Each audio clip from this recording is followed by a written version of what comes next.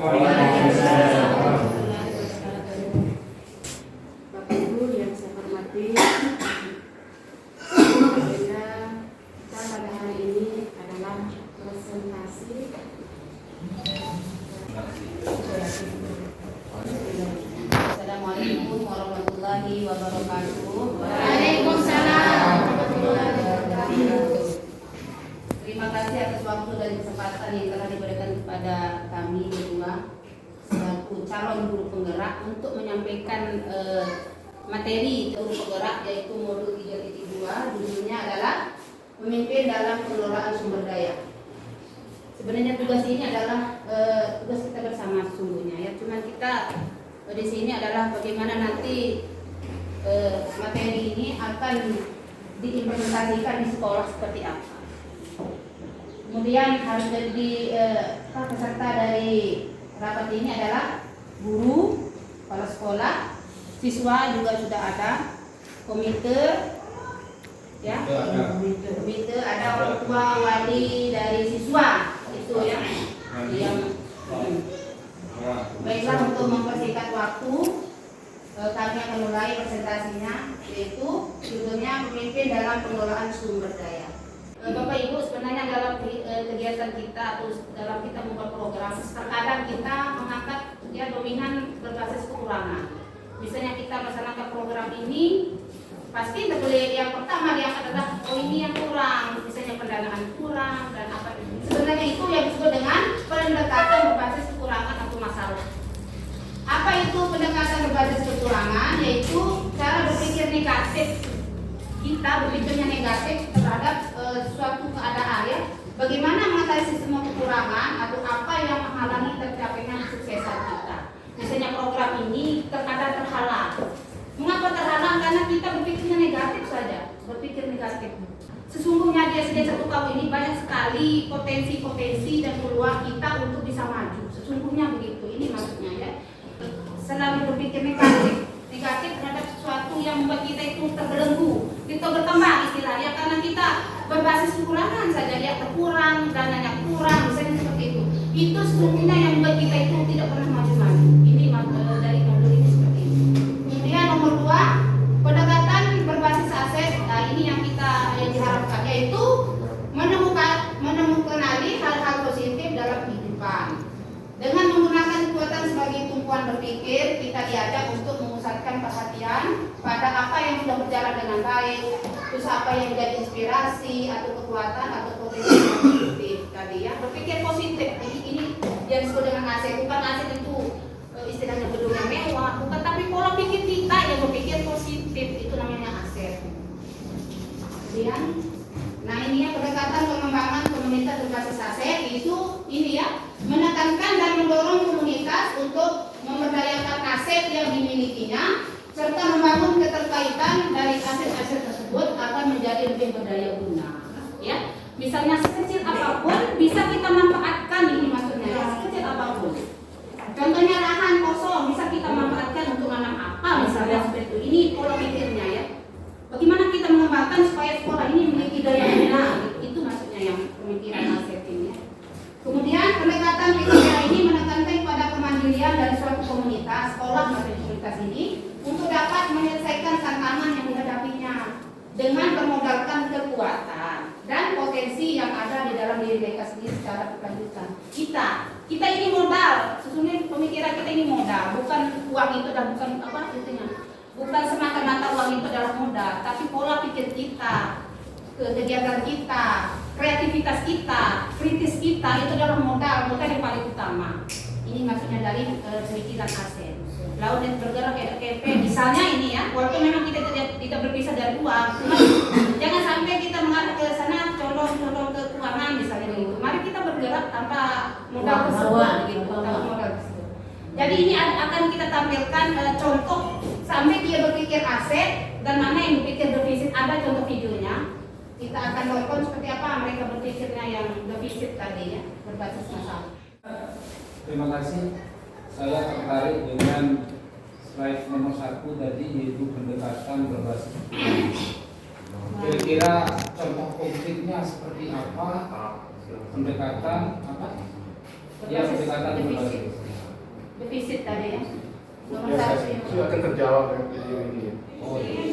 ini sudah setuju.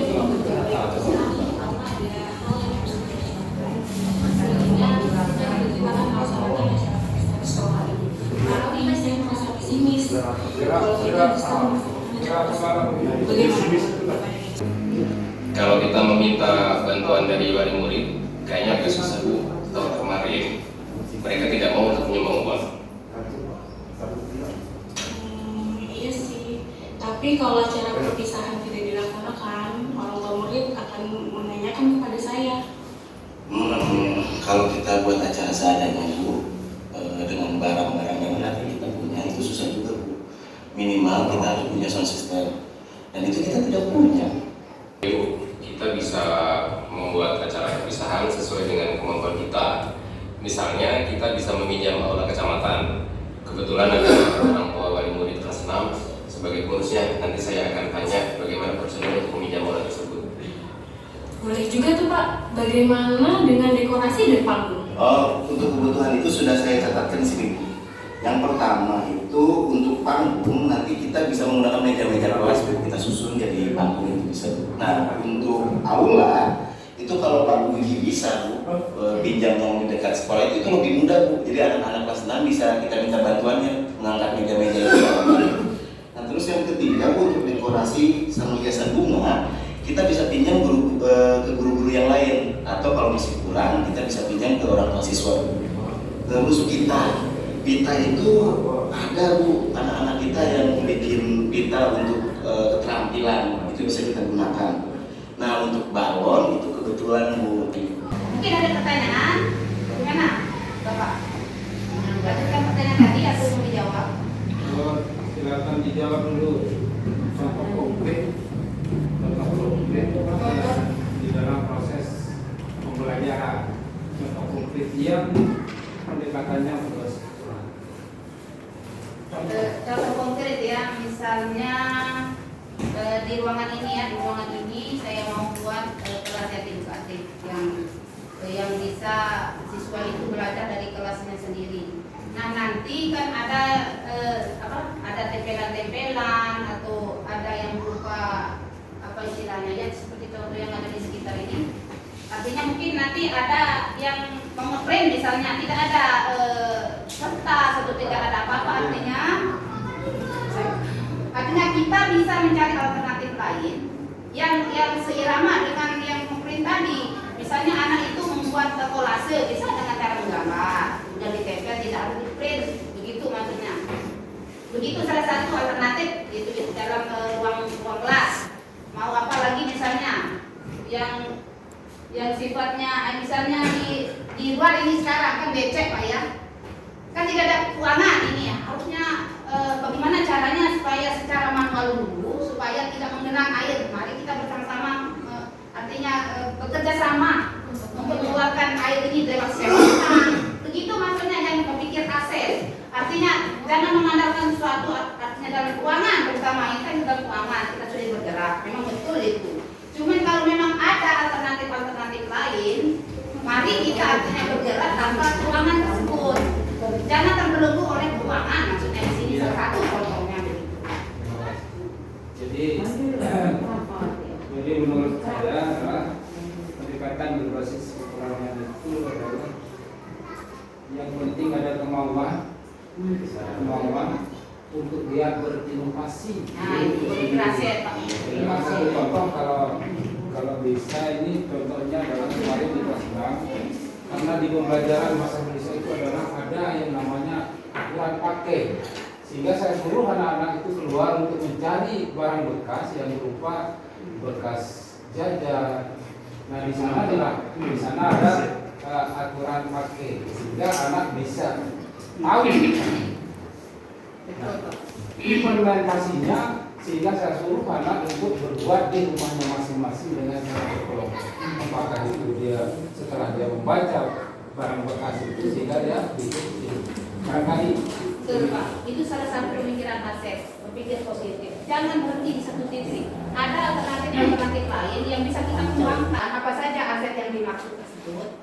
Ya, ini sebagai dasar kita untuk mengembangkan sebuah kegiatan atau program atau usulan Terima kasih, silakan. Ada 7 aset yang sebenarnya yang harus kita manfaatkan ya. Berdasarkan hasil analisis saya ya. Saya melihat ada 7 aset dalam sekolah kita yang perlu kita manfaatkan untuk mengembangkan tadi itu pola berpikir berbasis aset. Rencana saya biar paginya itu terlihat hidup, siswa-siswa itu, maksudnya itu ada kegiatan siswa. Setelah selesai berdoa, biar kita langsung masuk. Bagaimana kalau kita melatih siswa itu agar mampu memiliki rasa percaya diri, ada intelektualnya ada, potensi ada, bakat minat dan semuanya ada di sana. Lewat program cermat ini adalah ceramah smart. Artinya apa tema yang akan diambil oleh siswa ini bebas temanya, tergantung dari siswa tersebut. Boleh dalam sudut agama boleh, dia berpidato juga boleh, pengalaman pribadi yang mengesankan juga boleh. Di sini tujuannya adalah untuk mengasah rasa percaya diri siswa. Ada biasa tampil depan umum. Saya pribadi minta khusus kepada ustaz yang 2 saja yang ceramah, jangan sampai Ya kebetulan itu setuju dengan Ibu Ci kemarin Khusus hari Jumat itu Bu. harus hari Jumat. Jangan sampai merasa kita ini itu lalu ada suku pengajian. ada saya cukup pengajian ini satu. Dek, Betul. di hari biasa Saya hari sangat Selasa setuju. habis berdoa yang di depan itu setelah membaca surat Ya, Al-Fatihah sama usul saya Asmaul untuk Husna. hari Bisa untuk Jumat. Islam. Bisa Hari Islam. Jumat. Ini Anak dulu Bukan ceramah, maksudnya dia kan sudah Bukan ceramah. menyampaikan aku jaga pengalaman. Khusus Jumat itu. dan terbengkalai. Karena kita hanya belajar 6 hari kan. Nah, berarti 6 hari. Terbengkalai. Itu seperti biasa. Jadi kalau olahraga gimana? Siap? Boleh. Nah, inilah gunanya guru penggerak. Menggerakkan kita. Semua program yang kita sudah rencanakan mudah-mudahan bisa terlaksana dengan baik. Kalau tidak bisa terlaksana, Amin. ada kolaborasi atau kerjasama kita semua. Yang tadi hasil presentasi dari guru penggerak dari SDS Angkatan yaitu Ibu Fadil dengan Bapak Istiwa. Dan terima kasih atas segala partisipasi serta dukungannya Bapak Ibu. Semoga ke depan kita bisa menjalankannya lebih baik lagi. Hanya ini, Assalamualaikum warahmatullahi wabarakatuh. Waalaikumsalam.